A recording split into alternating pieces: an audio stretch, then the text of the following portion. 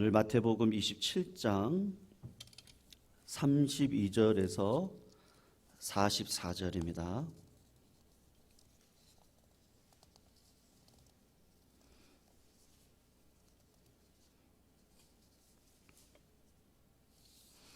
교독으로 읽겠습니다. 32절, 마태복음 27장 32절 제가 먼저 읽습니다.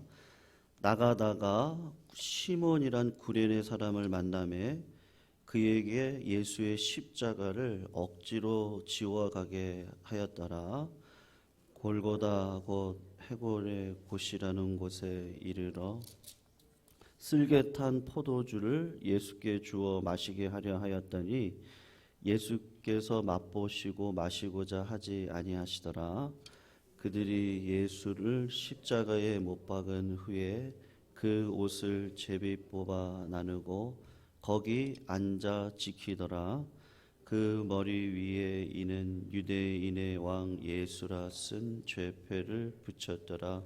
이때에 예수와 함께 강도들이 십자가에 못 박히니 하나는 우편에 하나는 좌편에 있더라.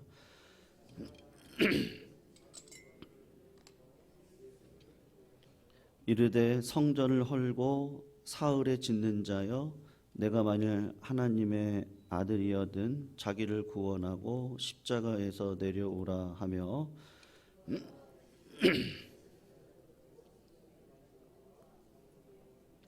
희롱하여 이르되 그가 남은 구원하였으되 자기는 구원할 수 없도다.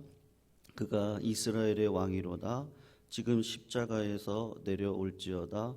그리하면 우리가 믿겠노라. 그가 하나님을 신뢰하니 하나님이 원하시면 이제 그를 구원하실지라. 그의 말이 나는 하나님의 아들이라 하였도다 하며 같이 읽습니다. 함께 십자가에 못 박힌 강도들도 이와 같이 욕하더라. 아멘. 여러분, 예수님이 이건 역사로 사실인데요. 오전 9시에 십자가에 매달리셔서 오후 3시에 죽으십니다. 그리고 9시부터 12시까지는 해가 있었고 정오 12시부터 3시까지는 깜깜한 그 해가 없는 그런 어두컴컴한 데서 예수님이 오후 3시에 돌아가시게 됩니다. 오늘 제가 그 9시부터 12시까지 있었던 일을 잠깐 말씀을 드리려고 하는데요. 이제 그 중에 한 가지는 강도의 회심이 있거든요. 그 해가 비춰져 있을 때, 어두컴컴하지 않았을 때 예수님이 3가지를 말씀을 하시는데, 첫 번째가 뭐냐 하면, 하나님, 저들이 지금 무슨 일을 하는지 알지 못합니다.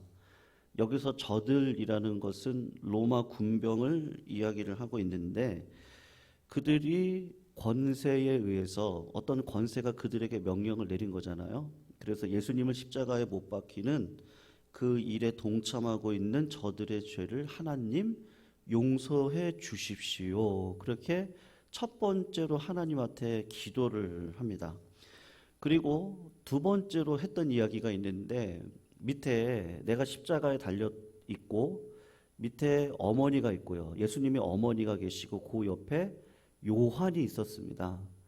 그러니까 예수님이 이제 죽으시게 되면 장남으로서, 유대법으로 장남이 어머니를 평생을 모시고 살아가야 되는데요. 이제 그렇게 할 수가 없잖아요. 그래서 부탁을 하는 거죠. 어머니한테 부탁을 하는데, 어머니, 옆에 당신의 아들 요한이 있습니다. 그리고 요한에게는 부탁하는 겁니다. 우리 어머니를 부탁합니다. 그렇게 이야기를 합니다. 어머니, 요한을 보세요. 저 제자가 당신의 아들입니다. 당신의 장남의 역할을 할 겁니다. 그리고 마가 요한에게는 네가 장남과 같이 우리 어머니를 조금 불쌍히 여겨주고 좀 모셔달라, 그 이야기를 합니다. 그리고 오늘 본문에 구체적으로 나와 있진 않는데, 세 번째 하신 놀라운 말씀이 있는데, 강도 둘이 양쪽으로 예수님 옆에 달리셨는데 그 예수님 옆에 달린 강도 가운데 한 사람이 회심을 하는 사건이 벌어지게 됩니다. 오늘 본문을 보시면 강도도 예수님에게 조롱을 합니다. 네가 당신이 하나님의 아들이 맞냐? 메시아가 맞냐? 그리고 십자가 밑에 있었던 대제사장들을 비롯한 많은 사람들이 예수님을 조롱을 했습니다. 그런데 갑자기 어떤 일이 벌어졌냐면요. 그 해가 비춰져 있는 12시, 3시간 사이에 9시부터 12시 사이에 강도 한 사람이 회심을 했어요. 예, 그냥 예수님을 믿어버렸습니다. 이 한 사람이요. 누가 밑에서 뭐 마가 요한이 회개해라, 그리고 예수 믿어라, 그렇게 얘기한 것도 아닌데 강도가 회심을 했습니다. 그래서 이 강도가 뭐라고 얘기하냐면, 하나님, 예수님, 제가 죄인입니다. 그리고 당신이 이 죄를 위해서 죽으시는데 이 나를 제가 주님께 맡깁니다. 그렇게 부탁을 하는 일이 벌어집니다. 여러분, 우리가 복음을 전할 때 한 사람이 예수 믿고 자기 죄를 인정하는 것이 쉬워요, 어려워요? 어떠세요? 내가 죄인입니다. 이거 인정하는 게 쉬운가요? 전도할 때 예수 믿는 분들이 계시거든요. 누가 하는 거죠? 그분의 마음을 누가 바꿔주시는 거예요? 1번 하나님, 2번 예수님, 3번 성령님. 누굴까요? 누구겠습니까? 마태복음 11장에 보면요, 예수님이 이런 이야기를 하십니다. 예수께서 권능을 많이 행하신 고을들이 회개하지 않습니다. 그래서 예수님이 화가 나셔서 이렇게 책망을 하시는 겁니다.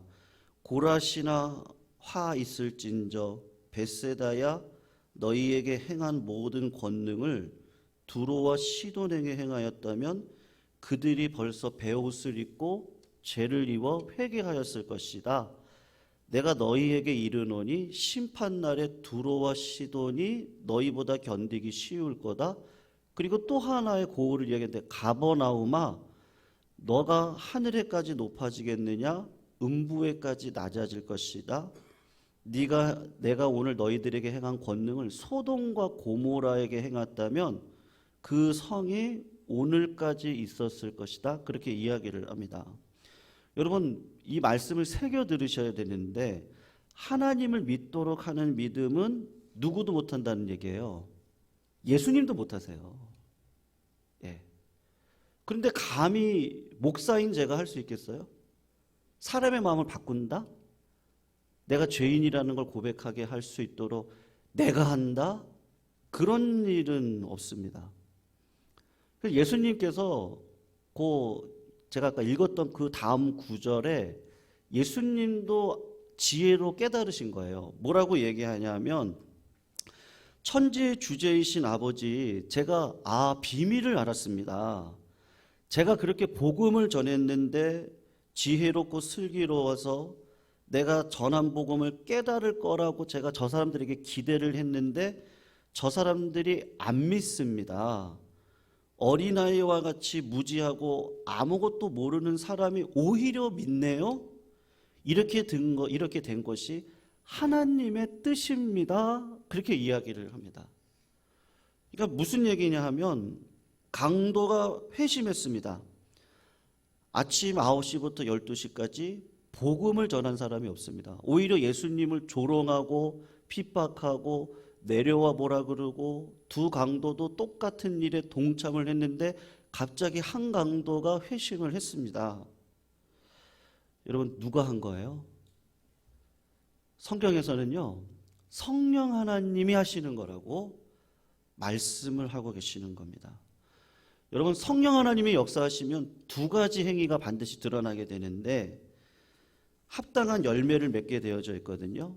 첫 번째로 내가 죄인이라는 것을 공적으로 고백하게 되어져 있습니다. 이 회심한 강도가 다른 한편의 강도에게 이야기를 합니다. 야, 너와 나는 죄인이다.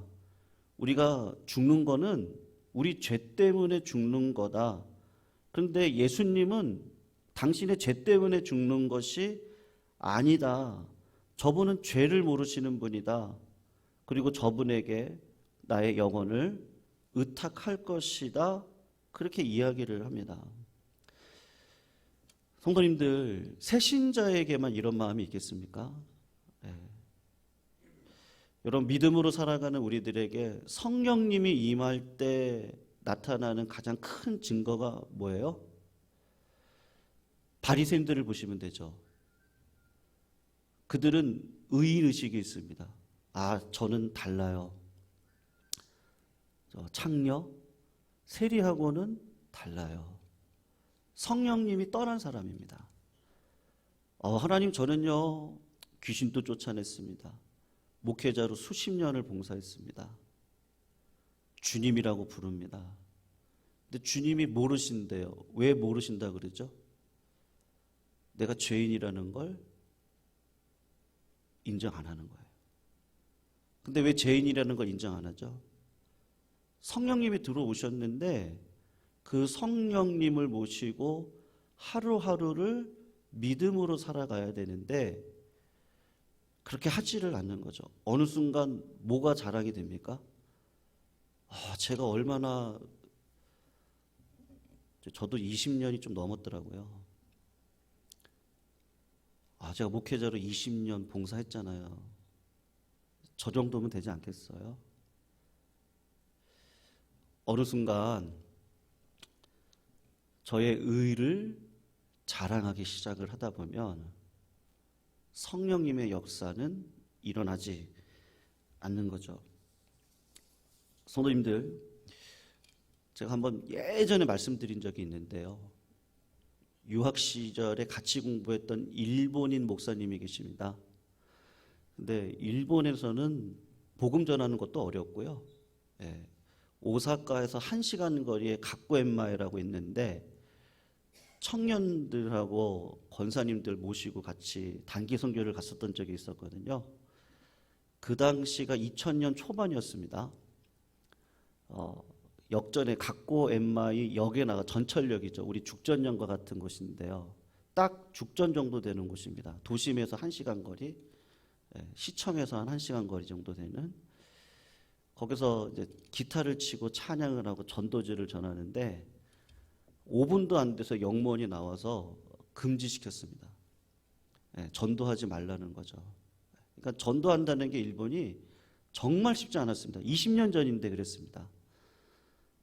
그런데 유학 시절에 만났던 일본인 목사님이요, 함께 이야기를 나누다가 그냥 제가 어떻게 예수 믿으셨어요? 그런데 자기 주변에 교회도 없었대요. 예수 믿는 사람도 없었대요. 자기에게 전도한 사람도 없었대요. 근데 잠을 자다가 꿈속에서 예수님을 만났는데 내가 예수 믿어야 되겠다. 그래서 예수 믿고 목사까지 되셔서 지난번 2011년도인가 12년도에 쓰나미 일어났던 곳이 있잖아요. 그쪽에서 지금 목회를 하고 계시거든요. 여러분, 사람이 예수 믿는 건 이건 성령님이 하셔야 되는 겁니다. 내가 하는 게 아니고요. 그렇다면 우리 가만히 있습니까? 그렇진 않죠. 여러분, 때를 얻든지 못 얻든지 예수님의 증인으로 살아가시길 주의 이름으로 축원합니다. 그런데 중요한 게 있습니다. 여러분, 왜 갑자기 생뚱맞게 십자가상에서 왜 한 강도가 회심을 했겠습니까? 두 번째로 기억해야 될 것이 있는데, 하나님은 당신의 아들이신 예수님에게도 십자가에 달려 돌아가실 때 위로를 주시기 위해서 하나님이 역사해 주신 겁니다. 예수님은 십자가에 달려 돌아가신 이 마음 가운데 억울함이 있지 않겠습니까? 그리고 두려움도 있지 않겠습니까? 나는 죄를 짓지 않은데 이 인간의 죄를 위해서 내가 대신 십자가를 진다고 하는 그 억울함도 있으신데, 거기다가 수많은 사람들이 조롱을 합니다. 뭐라고 조롱을 하죠? 하나님의 아들이면 당장 내려와 봐라. 네가 하나님이라며. 그러면 그러고 있던 것이 아니지 않느냐? 정말로 메시아라면, 하나님이라면 시비를 걸고 있습니다. 그럴 때 예수님이 이렇게 하실 수도 있을 것 같아요. 하나님, 잠깐만요. 제가 십자가 안 지겠다는 거 아닙니다. 제가 잠깐만 내려가서 내가 누구 때문에 이 십자가 지른 줄 아니? 너희들 때문이야. 그렇게 잠깐만 얘기하고 내가 다시 짓게요. 그렇게도 할 수 있잖아요. 왜냐하면 너무 답답하고 너무 오해를 받고 너무 힘이 드니까 그렇게 하고 싶지 않겠습니까? 근데 하나님께서 놀라운 위로를 주시는데 예수님도 전하지 않았는데 아무도 복음을 전하지 않았는데 갑자기 흉악무도한 강도가 예수님을 향해서 예수님, 저는 죄인입니다. 당신의 나라에 임하실 때 저를 기억해 주십시오. 그 간증을 예수님이 딱 듣습니다. 그 간증을 들을 때 예수님의 마음 가운데 어떤 생각이 들겠어요? 하나님이 주시는 위로가 있지 않겠습니까? 지금 내가 십자가 지는 거, 내가 이 일을 위해서 하는 거지. 우리 주님이 완전한 인간이자 완전한 하나님이신데 하나님께서는 십자가를 끝까지 질 수 있도록 예수님에게 어떤 일을 주시는 거예요? 왜 한 강도가 회심을 해요? 이런 일을 위해서 네가 십자가 지는 거다. 그렇게 위로를 하시는 거죠. 성도님들, 고린도전서 10장 13절에 이런 말씀이 있습니다. 사람이 감당할 시험 밖에는 너희가 당한 것이 없습니다. 근데 하나님은 미쁘십니다. 감당하지 못할 시험을 우리들에게 주신 적이 없습니다. 그래서 여러분, 감당할 수 있으니까 이런 시험을 성도님들에게 주시는 겁니다. 그런데 내가 감당할 수 없을 때요. 그럴 때 하나님은, 사도 바울이 그렇게 고백하는 겁니다. 그럴 때는 하나님이 어떤 길을 주신다고요? 피할 길을 주시는 분이 우리 하나님이십니다. 성도님들, 하나님의 성품을 의지하시기를 축원합니다. 어떤 하나님이요? 선하시고 인자하신 하나님이요.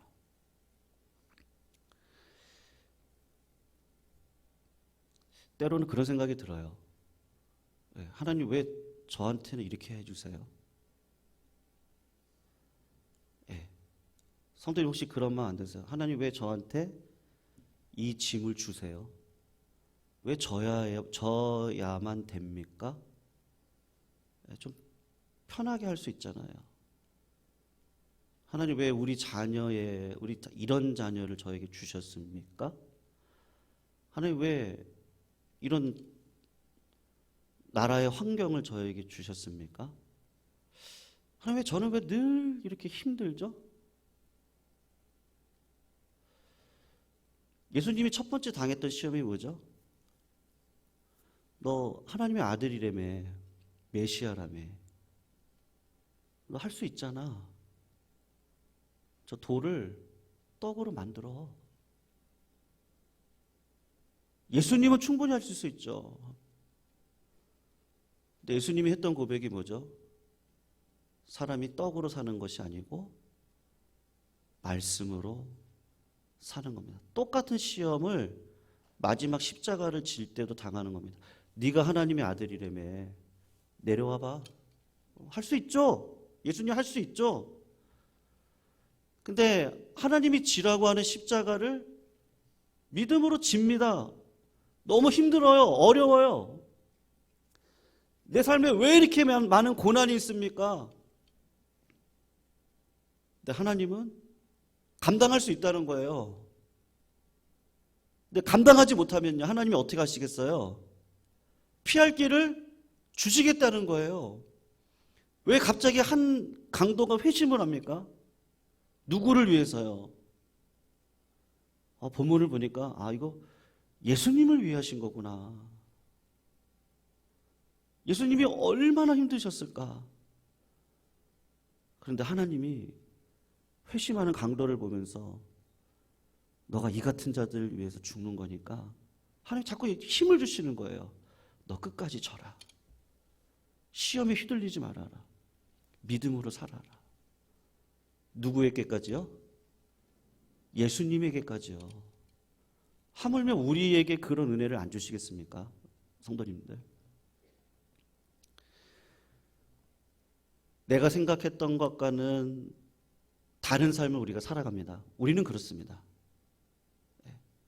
여러분, 오히려요, 세상에 오히려 더 자랑할 것이 있고요.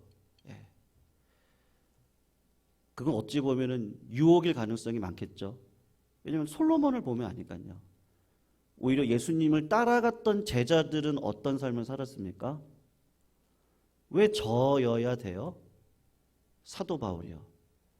오히려 세상 것을 배설물로 여기고 믿음으로 살아갔을 때 하나님은 그때그때마다 그에게 피할 길을 주시고 감당하도록 하셨습니다.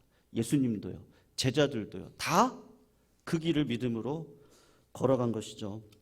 성도님들, 믿음으로 살아가고 순종하는 신자들에게 하나님께서 놀라운 방법으로 위로해 주십니다. 오늘도 그 위로를 기대하시면서요, 내 삶이 어떤 상황이든지 환경을 보지 않으시기를 축원합니다. 누구 보시면 되겠어요? 하나님 보시기를 축원합니다. 그리고 힘들고 어려울 때 고린도전서를 꼭 기억하시기를 바랍니다. 고린도전서 10장. 하나님은 미쁘십니다. 하나님은 선하십니다. 하나님은 나에게 감당할 수 있는 것을 감당케 하십니다. 왜 이렇게 오래 걸립니까? 왜 이렇게 자꾸 있습니까? 오래 지속이 됩니까? 감당할 수 있으니까 감당할 수 있도록 힘을 주시는 겁니다. 결국은 쓰러져서 하나님 앞에 나와서 눈물을 흘리고 하나님 어찌 된 일입니까? 하나님은 그때 피할 길을 주실 겁니다. 그분이 우리 하나님이십니다. 누구를 보시라고요? 십자가 달려 돌아가신 예수를 보세요. 예수님에게도 하나님의 위로가 필요하셔서 한강도의 회심을 허락해 주신 겁니다. 우리에게 그러한 역사가 반드시 일어날 줄로 믿습니다. 오늘도 참고 인내함으로 나 같은 죄인 살리신 하나님의 은혜에 감격하여 하나님이 나를 부르시는 고향 땅에 돌아가는 그날까지 성도님들 지금까지 잘 오셨습니다. 앞으로도 믿음으로 잘 걸어가셔서 마지막 날 하나님을 배울 때 영광 가운데 배울 수 있는 우리 모든 성도님들 다 되시기를 축원합니다.